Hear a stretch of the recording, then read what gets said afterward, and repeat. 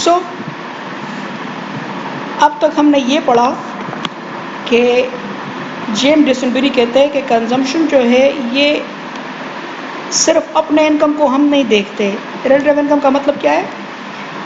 By relative income mean the family is not seeing its own income, its current income, but it also follow the life pattern of their family fellows. ये सिर्फ 3000 को नहीं देखेगा, ये अपने B और सी को भी देखेगा। ये अपने सिर्फ 3000 को नहीं देखेगा, ठीक है ना, ये अपने रिश्तेदारों को भी देखेगा, ये सिर्फ अपनी इनकम को नहीं देखेगा। तो भाई रिश्तेदारों ने फ्रिज लिया तुम भी फ्रिज लो, उन्होंने टीवी लिया तुम भी टीवी लो, उन्होंने गाड़ी ली है तुम भी गाड़ी लो, उन्होंने बंगला बनाया तुम भी बंगला बनाओ, उन्होंने एसी लिया तुम भी एसी लो, ठीक है। तो हम फॉलो करते हैं पैटर्न को। तो अकॉर्डिंग टू दिस थ्योरी क्या है, करंट इनकम को भी देखते हैं, लेकिन करंट इनकम इतनी इंपॉर्टेंट नहीं है। रिलेटिव इनकम, वो कहते हैं रिलेटिव पोजीशन तुम्हारी क्या है, रिलेटिव इनकम, रिलेटिव पोजीशन तुम्हारी क्या है, ठीक है। तो यहाँ देखिए, हम थ्योरेटिकल में आपको बताता हूँ। ये देखो इधर ग्राफिकल, वाई एक्सिस पर हमने लिया है, वाई एक्सिस पर इनकम लिए, एक्स एक्सिस पर हमने कंजम्पशन लिए, ठीक है। गौर से देखें इसको,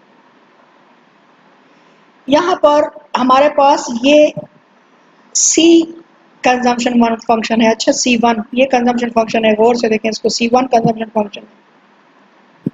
अगर यहाँ पर दो किस्म की इनकम है, एक OY1 इनकम है, एक OY3 इनकम है। OY1 इनकम कंज्यूमर 1 की है, फैमिली 1 की है। किसकी है? फैमिली 1 की है। लेट्स सपोज करते हैं दो फैमिलीज हैं यहाँ पर, ए और बी फैमिली। अभी सिर्फ तो मैंने आपको 3 मिसाल दी, लेकिन अभी ग्राफ में दो फैमिली लेते हैं, ए और बी लेते हैं। The income of family A is OY1 and the income of family B is OY3.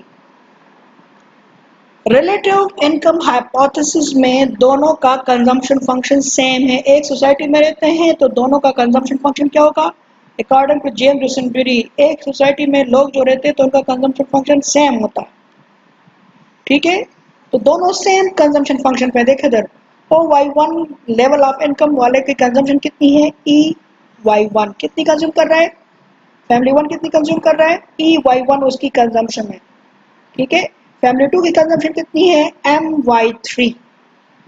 Family 2 की कितनी कंजम्पशन है? MY3, वो ज़्यादा कंज्यूम कर रहा है। फैमिली 1 की कंजम्पशन कम है, देखो तो EY1 ये कम है MY3 से, MY3 ज़्यादा है क्योंकि उसकी इनकम ज़्यादा है तो वो ज़्यादा कंज्यूम कर रहा है, ठीक है। इसकी कंजम्पशन जो है फैमिली ए की कंजम्पशन वो कम कंज्यूम कर रहा है, ठीक है, लेकिन दोनों सेम सोसाइटी में, इसलिए सेम कंजम्पशन फंक्शन पे हैं, इसलिए रिलेटिव पोजीशन है।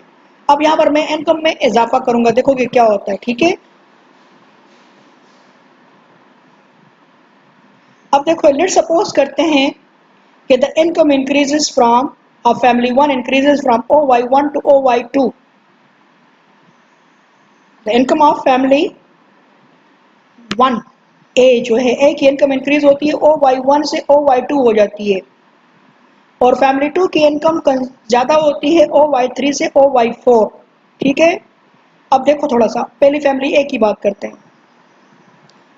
अगर उसी कंजम्पशन को देखो, उसी कंजम्पशन OY2 पे, अगर इनकम OY2 है तो अगर ये इसी कंजम्पशन को फॉलो करेगा, अपनी एब्सोल्यूट इनकम को देखेगा, तो ये कंजम्पशन करेगा F।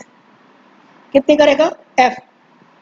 और दूसरी फैमिली जो है बी फैमिली, वो अगर इसी कंजम्पशन को देखते हुए, एब्सोल्यूट इनकम को देखते हुए करे, तो वो कंजम्पशन करेगा N। कितना करेगा? N। लेकिन ऐसा नहीं होता, वो ना F करेगा ना दूसरी फैमिली N करेगी, बल्कि क्या करेगी, ठीक है। देखें इधर,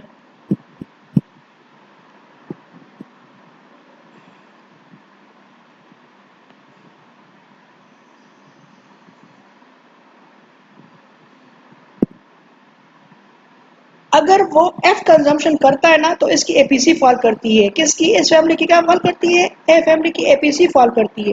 वो अपनी इनकम से ज़्यादा खर्च करेगा, वो देखेगा बी फैमिली को, बी फैमिली ऊपर चली जाती, बी फैमिली एन खर्च नहीं करेगी, वो सी फैमिली को देखेगी, तो वो अपनी इनकम का वो APC फॉल नहीं करेगा, बल्कि वो हायर कंजम्पशन फंक्शन पे चला जाएगा। किस पे चला जाएगा? हायर कंजम्पशन फंक्शन पे इसलिए चला गया क्योंकि वो जेम्स ड्यूसनबेरी कहता है कि कंजम्पशन फंक्शन नहीं है एब्सोल्यूट इनकम, ये रिलेटिव का फंक्शन है, इसलिए एपीसी फॉल नहीं करेगी। ये इसी एपीसी पर रहेगी। ये जो लाइन है ना, ये लाइन एपीसी, ये सेकंड कंज्यूमर की एपीसी है, सेकंड कंज्यूमर की एपीसी है, तो वो क्या करेगा, कंजम्पशन को फॉल अपने गिरने नहीं देगा। ठीक है, वो इसी एपीसी पे खर्च करेगा। वो खर्च कर रहा है एन की, एन नहीं खर्च करेगा बल्कि के खर्च करेगा। ठीक है, के एन। और सेकंड फैमिली जो है वो कितनी खर्च कर रही है, वो एच खर्च करेगा, ना कि एफ खर्च करेगा। उसकी कंजम्पशन क्या होगी, HY2। क्यों, ये क्यों कर रहा है, क्योंकि ये इस फैमिली को फॉलो कर रहा है। अगर वो फॉलो ना करे तो उसका एपीसी फॉल करेगा, उसकी एपीसी फिर एफ पॉइंट नीचे आ जाएगी, कम हो जाएगी। ठीक है, इसलिए यहां देखिए गौर से दोबारा, after the increase in income if they follow the absolute income, तो दोनों इसी C1 फंक्शन पे रहेंगे।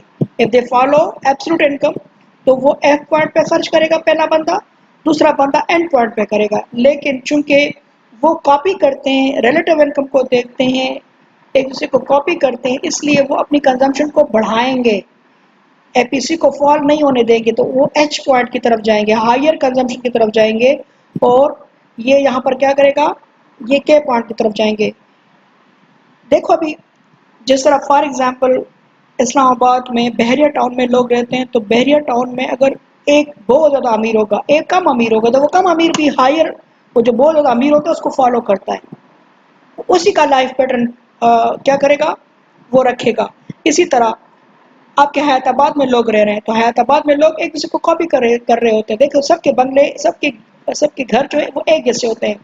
मर्दान में चले जाए, शेख मखदूम में सब एक जैसे घर होते हैं। आप ऐसी कॉलोनी में चले जाएं, ऐसी कॉलोनी में सब एक जैसे बंगले। ठीक है, तो आप नौशहरा में चले जाए, नौशहरा कला में जाए, नौशहरा कला में एक जैसे लोग रहते हैं, तो वो एक दूसरे को कॉपी करते हैं। ठीक है, तो एपीसी सब लोगों का एक जैसे होगा। उनमें अगर किसी की इनकम ज़्यादा होती है, कम होती है, तो उनकी एपीसी फॉल नहीं करेगी, वो एपीसी को क्या रखेंगे, कांस्टेंट रखेंगे। ठीक है, अब इसका सेकंड पोर्शन जो है वो है रेशियो इफेक्ट पे, वो थोड़ा सा करते हैं। ठीक है, नेक्स्ट वीडियो में उसको करते हैं।